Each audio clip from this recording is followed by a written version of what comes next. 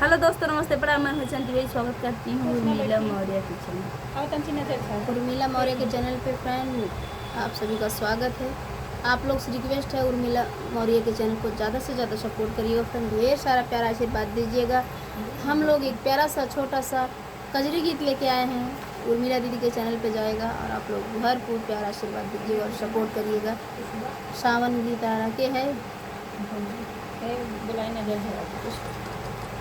तो फ्रेंड आप लोग कजरी की सुनिए और आनंद लीजिए। हम नहीं हरे के सुध ना भुलाई पिया, आवेला रोआई पिया ना।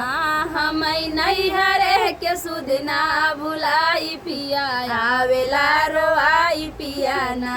माया नहीं हरे में होती सुध बार बार लेती, माया नहीं हरे में होती सुध बार बार लेती, सुध बार बार लेती, सुध बार बार लेती।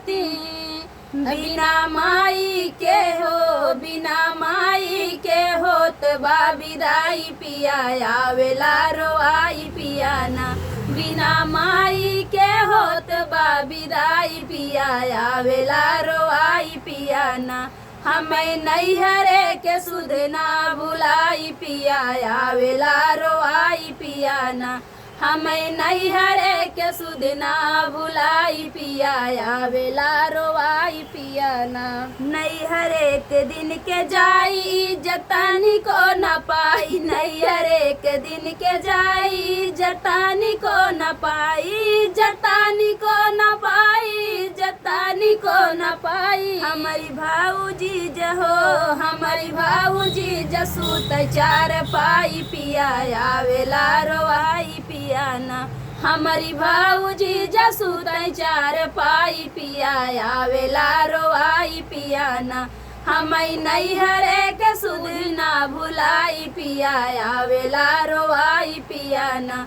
हमें नहीं हरे के सुध ना भुलाई पिया, आवेला रोआई पिया ना। हमरे तीन तीन भाई मोहतानी को न आई, हमरे तीन तीन भाई मोहतानी को न आई, मोहतानी को न आई, मोहतानी को न आई। बिना माई के हो, बिना माई के कैसे नहीं हर जाई पिया, आवेला रोआई पिया ना।